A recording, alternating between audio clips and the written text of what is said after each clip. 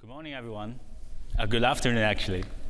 Yes, We're very excited to be here to tell you how to ensure trust and verification and privacy in decentralized AI or in general, in AI in general. We're excited to have Raluca as the guest. I'm sure the everyone host is the guest sometimes. Yeah, everyone. We'll take the fireside chat very casual. There's no host here. We're both guests. I'll just chat about the future of AI and like privacy. And I'm sure everyone's very familiar with your backgrounds, but would love to hear a little bit more about yourself. Yeah, absolutely. So hi, everyone. Hi again. Host, guest, doesn't matter. Very excited about the topic of decentralized AI and how confidential computing and aspects of trusted execution can really help with that. As you know, I'm a faculty at UC Berkeley, as well as co-founder and president of Opaque, and I'm also advising Hyperbolic. We have a really cool research project with them, very exciting. Cool. Yeah, so I'm Jasper. I'm the CEO and co-founder of Hyperbolic. I did math competitions when I was young, so I won a few gold medals in various mathematical competitions.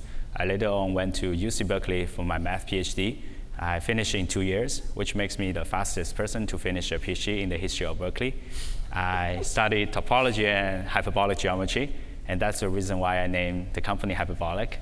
After that, I worked at Citadel Securities and Everlabs, a blockchain company, before founding Hyperbolic. So at Hyperbolic, we're building a decentralized AI cloud to ensure open access to AI, because everyone's facing GPU shortage.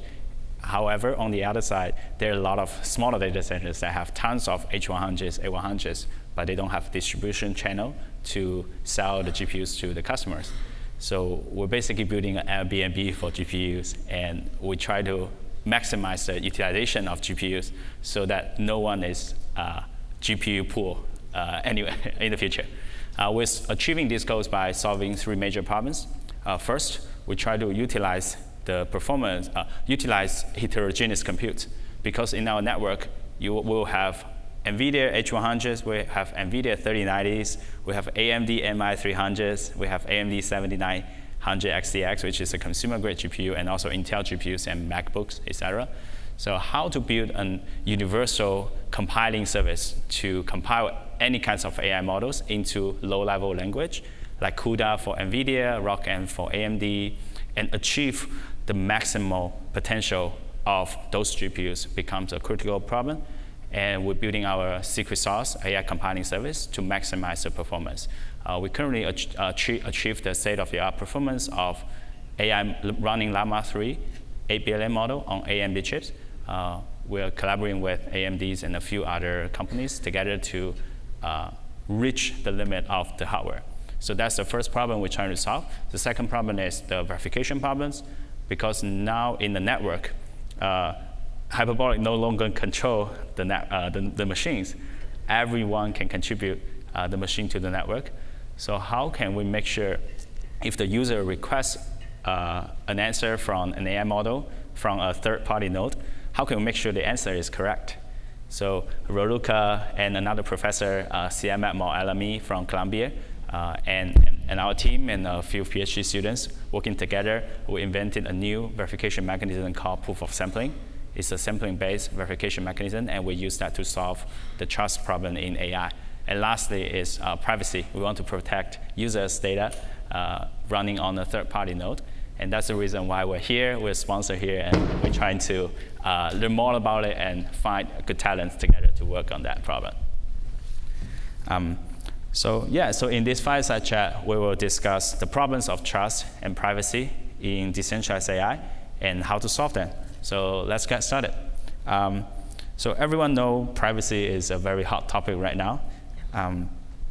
Maybe, Raluca, you can tell us like some privacy concerns in Gen AI or decentralized AI at the moment? Absolutely, especially when you think about decentralized AI, where you have random people really on the network with donating their GPUs for the purpose of other people using them in the Airbnb model, then you have, I would say, even more exposure of your data to unknown hosts, right? One thing is to run your workload in the cloud where it's like a very reputable company running the infrastructure versus to run it on somebody else's machine. So issues of privacy come even more into play here.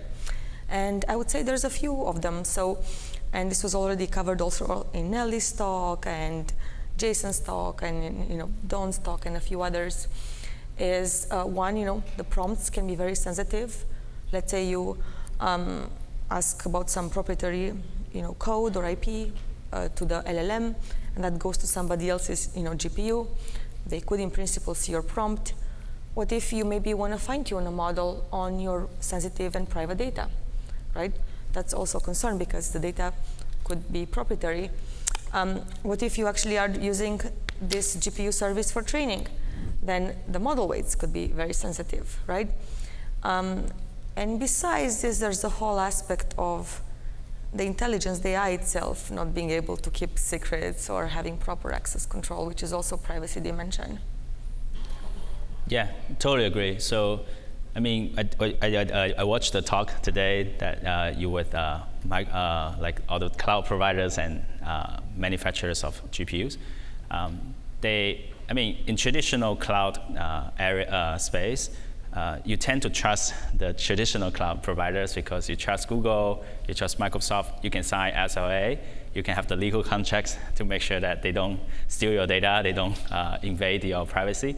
Because if that's the case, then you can sue them and try to make sure that they would be responsible for that. So I would say confidential computing for traditional cloud is a nice to have. It's a vitamin, right? It's better to have extra level of security, but you probably don't need that at the moment. However, in a decentralized cloud computing space, everyone is not trusted. We try to use encryption, cryptography to protect users' information.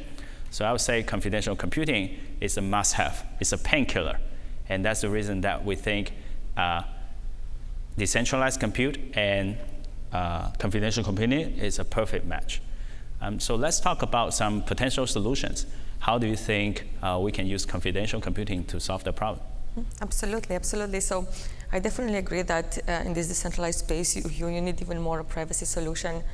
And confidential computing is a tool out there that's very practical, very efficient, especially with the advent of GPU enclaves like the H100, confidential computing from NVIDIA, and then its successor, Blackwell.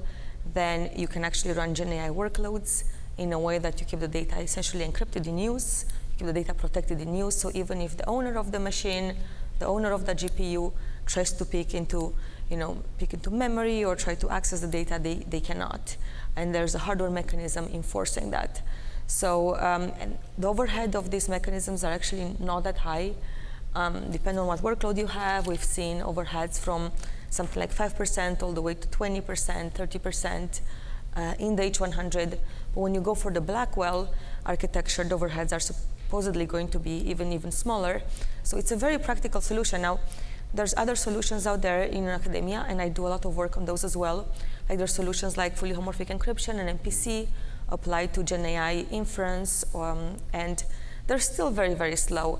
We have some results showing that maybe inference could be reasonable in that you could get a response back to the user in some time that's not too long, but still the amount of resources you have to consume by using MPC or FHE, they're very big compared to using an enclave, and you do get nice properties in terms of security because you get a very mathematical security guarantees, not necessarily trusting hardware. Although with aspects like FHE you don't have integrity, enclaves are nice because they also give you some integrity guarantees through the remote attestation as well.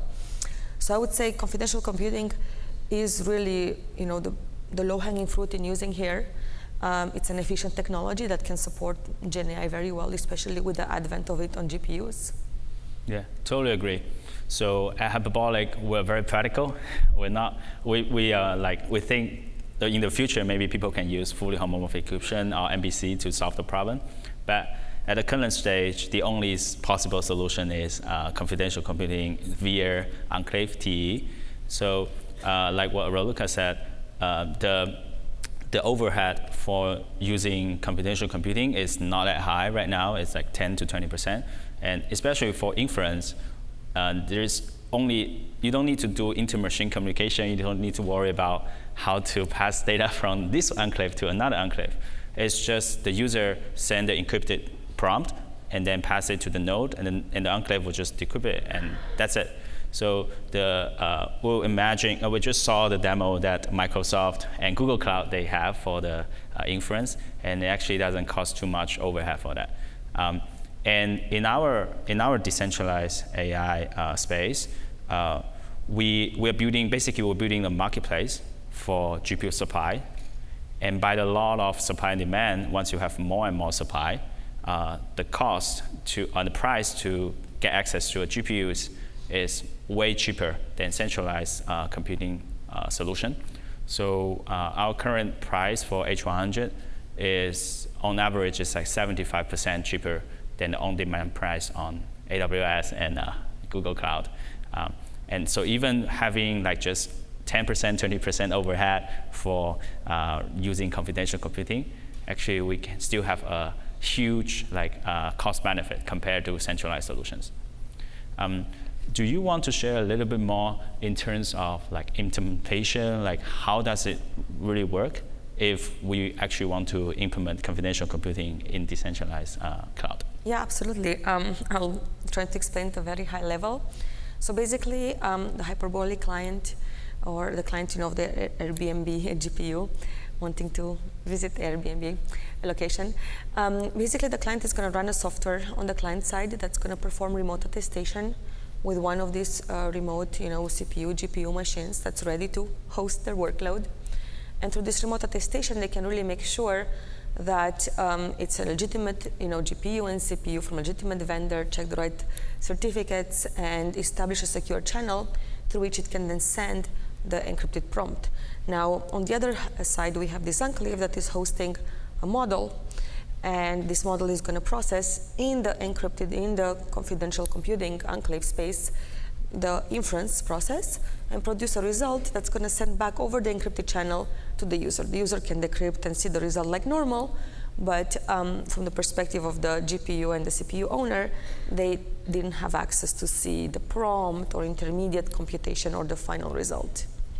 That's pretty cool. So let's jump to the next topic, the trust and verification. So in a decentralized network, every node is controlled by a random third party.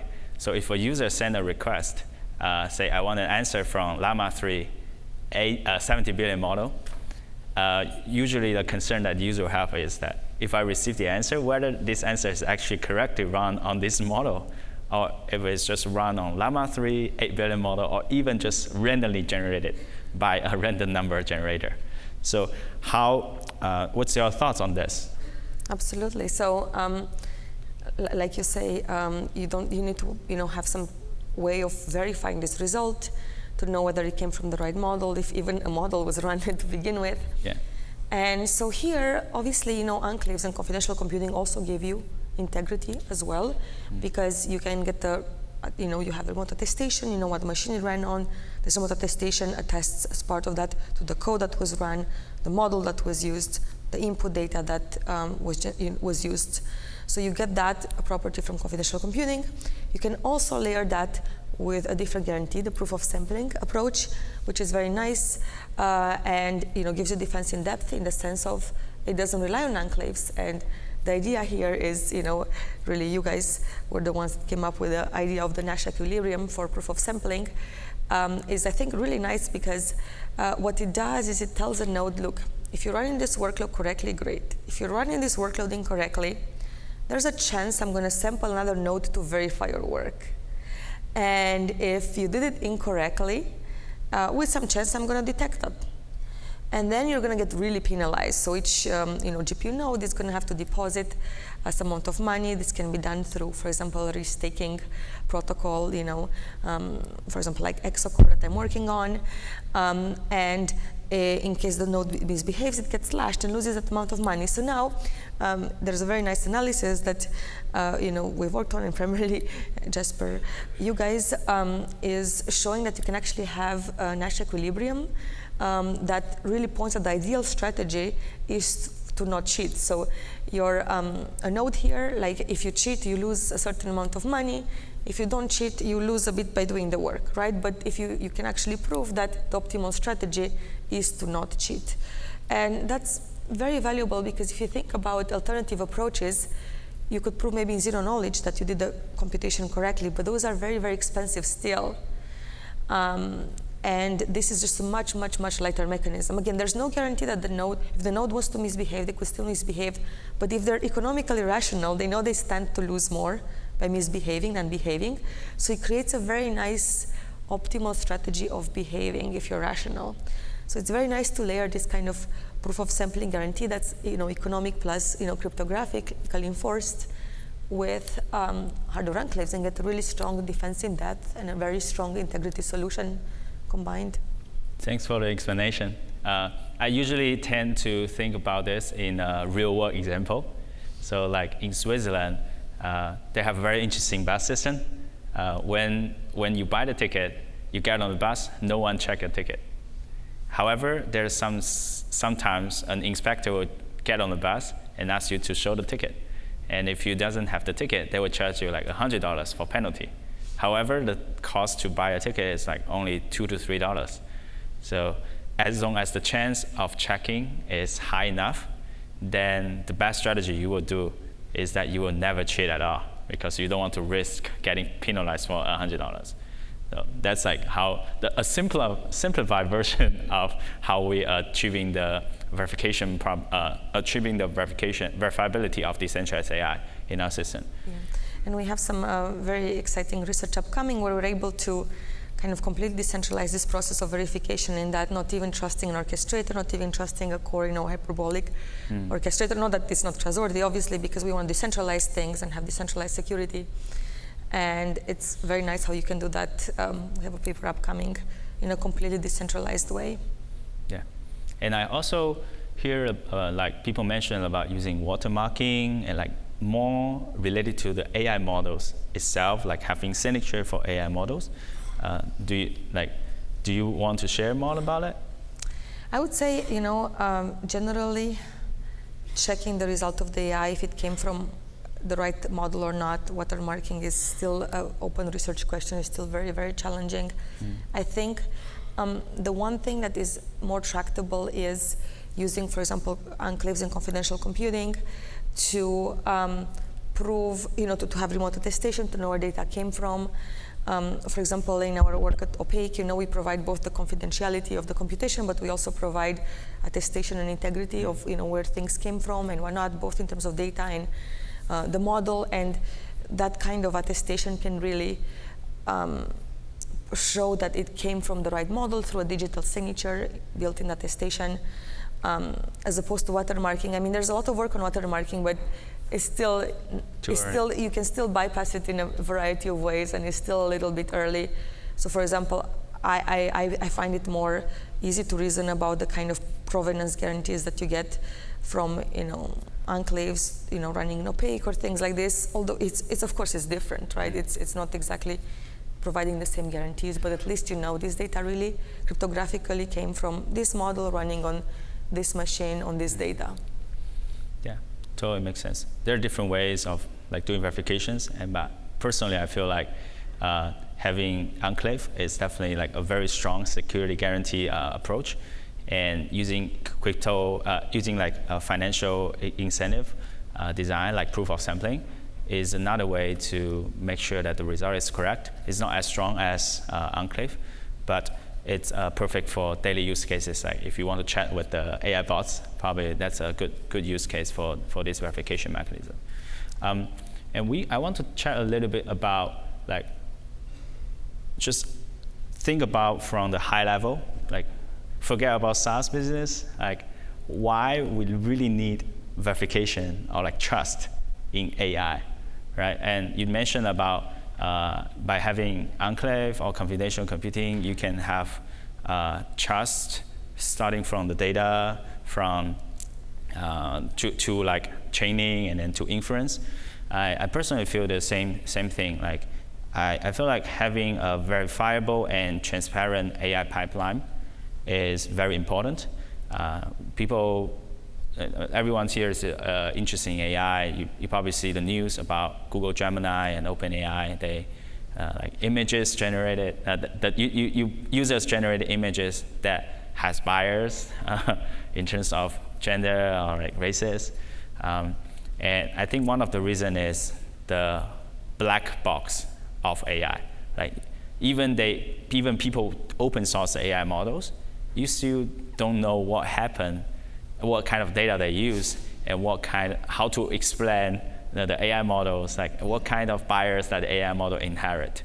So at Hyperbolic, we have a futuristic vision, which is that if we can actually have a pipeline starting from data, right? Like we can make sure every data is open access to everyone. We can use a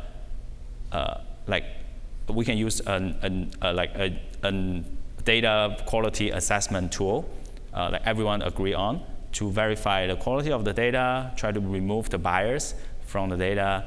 If everyone poison the data, other people can just find out and remove the poison data.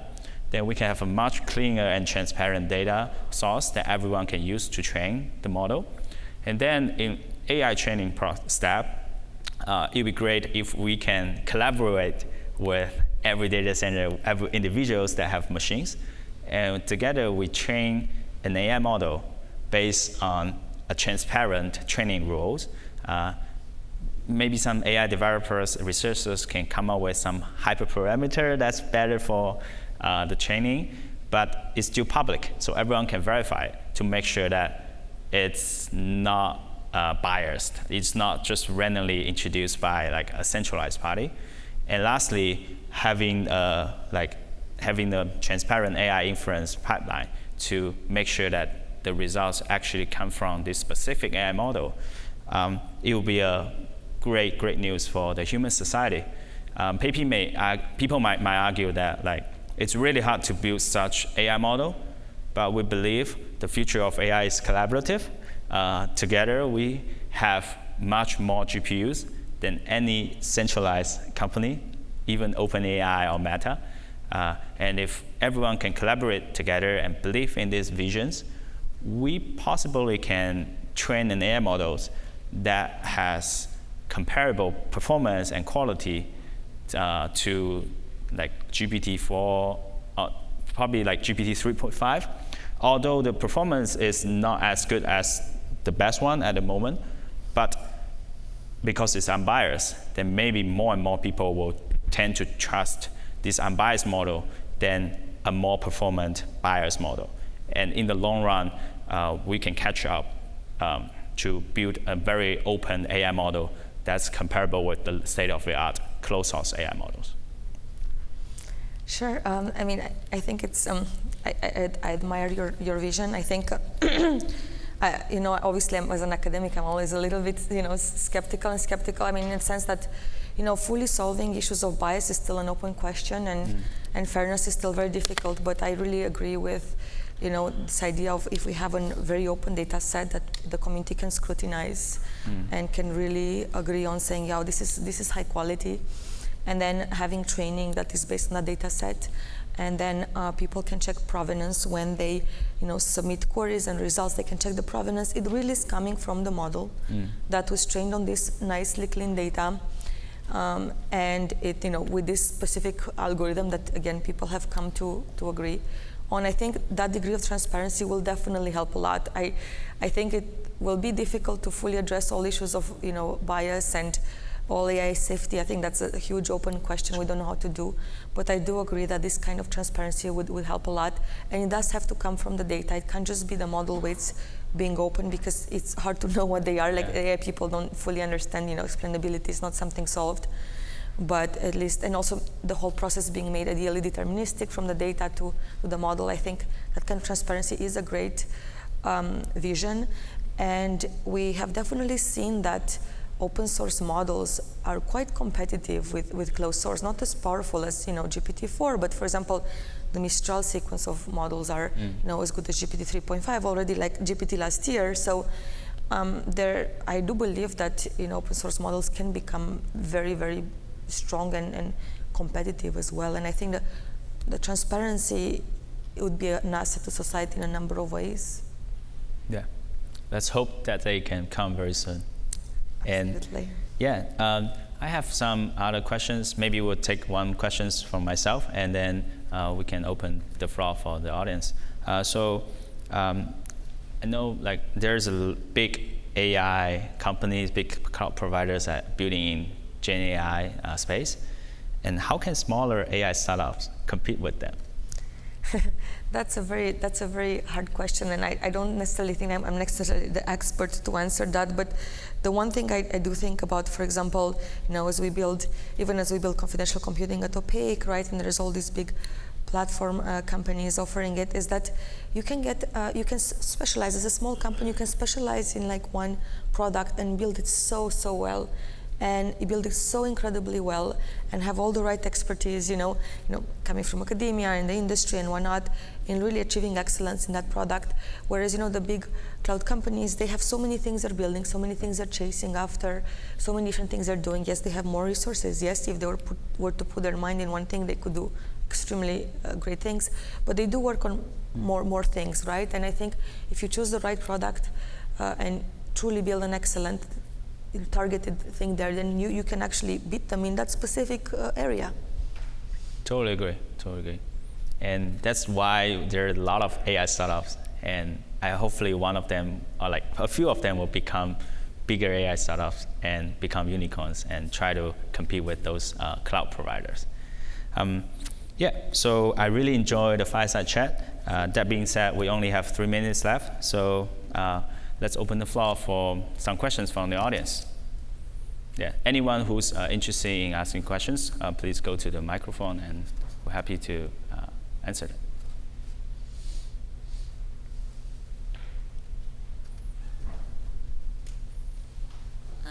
Hello. So you talk about the distributed network for AI. And one assumption I think you made is that the malicious player is the workload operator and the instance host. But what if the malicious player is actually the workload provider? How do you what security guarantee you can provide for the instance providers? Do you want to take? I'm not sure I fully understand who are the different parties in your question. Mm-hmm. So there's obviously the instance provider that runs the workload. The workload provider, could be, so the user is asking a question, but also could be whoever places the model there, like the orchestrator. I'm curious, or maybe the user can just say, this is the model I want to run on this machine. I'm curious, who are the parties you're concerned about in your question? Okay, so I think one concern, for example, if I have an H100 instance and I want to join the network, how do I know that no bad workload is ever run on my instance? And after the workload finishes, how do I know that my instance is intact? Mm-hmm. Oh, I see what you mean. Yeah, I also see what you mean, and we can both answer. So, when you join, I guess, in centralized AI with your H100, the network, you get paid per hour, or get paid per usage. And maybe to some extent you say, I don't really care what you're doing with my machine, like with the cloud, right? As long as you pay me for usage, that could be one aspect. Now, if you want to make sure that it's not being used for malicious purposes and nefarious goals, which I think would be important to ensure, I agree that's very difficult. One thing you could do is you could just say, I'm only going to run approved models, certain models that are out there and approved, and I'm only going to run those. Jasper, you might have other thoughts. Yeah, so what we are trying to build is a decentralized AI cloud, and just as other cloud providers, we can provide you raw machine access, which is give you versatile usabilities of different things. Or as a node, you can just become an inference node, right? You just say, I want to host this Llama 3 8 billion model, and then the user will only send you the prompt, and you just send back the answer. So the latter case is much safer for the node provider because you only take the prompt and then you just send back the answer. For the first one, it's a little bit more. It's not as secure as the inference, but we can have containers separate from the machine, and once the instance is like once instance is no longer being used, then you would just clean everything in the instance. Okay, thank you. Thanks. All right. So. One last question. Okay, one last question. Can you? Yeah. How do you foresee the development of AI privacy technologies over the next 5 years? Just let Raluca take Yeah, it. sure. I mean, how do I foresee it? How do I want to see it, basically? I really think that confidential computing is something that we should use pervasively for AI and data, privacy and preventing data leakage. Again, it's an amazing tool that can deliver very good performance. And like in the panel that we had today on generative AI and confidential computing, like Nelly said, Nelly from Google and from Intel, Daniel from NVIDIA, we all said basically that we'd like it to see it used for the whole AI pipeline. So use confidential computing from the very start, from the data all the way through the whole AI pipeline. In fact, we should even use it from the supply chain to make sure the software we're running and is really the right one. So I really foresee that. I really do think, and I also agree with the quote that Don mentioned, that it's going to be pervasive in most of the prominent chips. Confidential computing, I really foresee that this will be a big step forward, and that we will have confidential computing throughout the whole data and AI pipeline for privacy. Okay, amazing. Thank you. Yeah. So thank you so much, everyone, for the time. We're hiring engineers that are familiar with confidential computing, computer security, or AI system in general. So if you're interested in working together to build a better future for AI, come talk to us at the stage or at our booth. And hope you have a good day. Thanks.